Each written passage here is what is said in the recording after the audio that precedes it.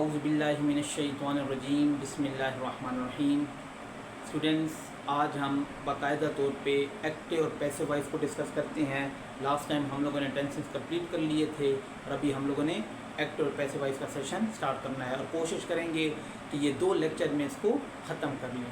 پہلے لیکچر میں یہ چیزیں ڈسکس کر لیں گے کہ ایکٹیو وائس جو ہے یہ پیسو وائز ہم لوگ کن کنڈیشنوں میں ہم یوز کرتے ہیں، پیسو وائز کا جملہ ہم لوگ کیوں یوز کرتے ہیں، اور دوسرا یہ کہ کون کون سے ٹینسز ہیں جن کے پیسو وائز بنتے ہیں اور جن کے پیسو وائز نہیں بنتے۔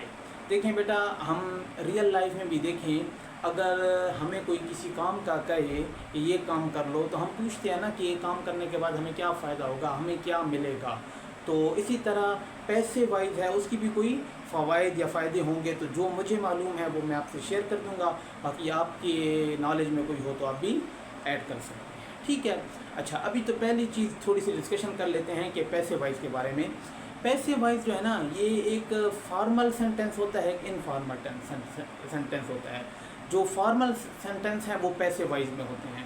مثال کے طور پہ انفارمل یہ ہے کہ انفارمل سینٹینس یہ ہے کہ میں گھر آتا ہوں اور گھر میں کہتا ہوں کہ امی آج کیا بنایا جا رہا ہے، ٹھیک ہے نا، آج کیا پکا رہی ہو، تو یہ میرا انفارمل ہے۔ اور اسی جملے کو اگر میں اس طرح کہوں کہ آج کیا بنایا جا رہا ہے، تو یہ کیا ہے، فارمل لینگویج۔ تو اس قسم کے سینٹینس کو ہم لوگ اس قسم کے سینٹینس کیا ہے، پیسو وائز میں یوز کیے جاتے ہیں، اور یہ کیا ہے ہمارے ساتھ وہ لینگویج کی خوبصورتی کے لیے بھی، رائٹنگ کی خوبصورتی کے لیے بھی یوز کیا جاتا ہے۔ آپ ایسے میں دیکھیں میکسیمم پیسو وائز یوز کیے جاتے ہیں۔ نیوز سنیں، آپ آج گھر جائیں، گھر تو بیٹھے ہیں، یا میں یہ کہہ رہا ہوں کہ آپ ٹی وی دیکھیں اور ٹی وی میں آپ لوگ نیوز دیکھیں گے تو وہاں پہ کیا لکھا ہوگا کہ قاتلوں کو گرفتار کر لیا گیا، قانون بنایا جا رہا ہے، مطلب ایک جنرلائز بات کی جاتی ہے۔ تو یہ سارے جملے کیا ہیں، پیسو وائز کے ہیں۔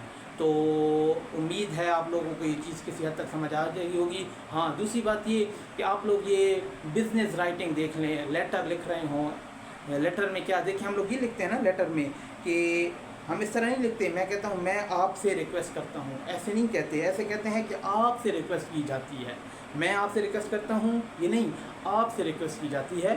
تو ان چیزوں میں بھی ہم لوگ پیسو وائز یوز کرتے ہیں۔ باقی جو اس کے رول ہیں، اصول ہیں، وہ انشاءاللہ بات اگلے لیکچر میں ڈسکس کر لیں گے۔ بس یہ کسی حد تک میں آپ کو بتانا چاہ رہا تھا کہ پیسو وائز ہم لوگ کیوں یوز کرتے ہیں۔ باقی اگر آپ کو اور کوئی معلومات ہوں تو آپ بھی ایڈ کر سکتے ہیں۔ اچھا، ابھی یہ ہے کہ ایکٹیو اور پیسو وائز میں ہم یہ چیز دیکھ لیتے ہیں کہ کون کون سے ٹینسز ہیں جن کے پیسو وائز کنورٹ نہیں ہوتے۔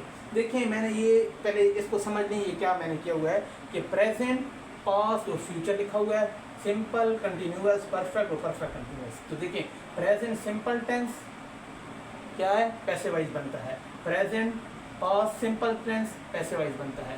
Future simple tense passive voice اس کا بنتا ہے۔ پریزنٹ کنٹینیوس ٹینس کا پیسو وائز بنتا ہے، جہاں پہ گڈ لگا ہوا ہے مطلب اس کا پیسو وائز بنتا ہے، جہاں پہ کراس لگایا ہوا ہے تو اس کا پیسو وائز نہیں بنتا۔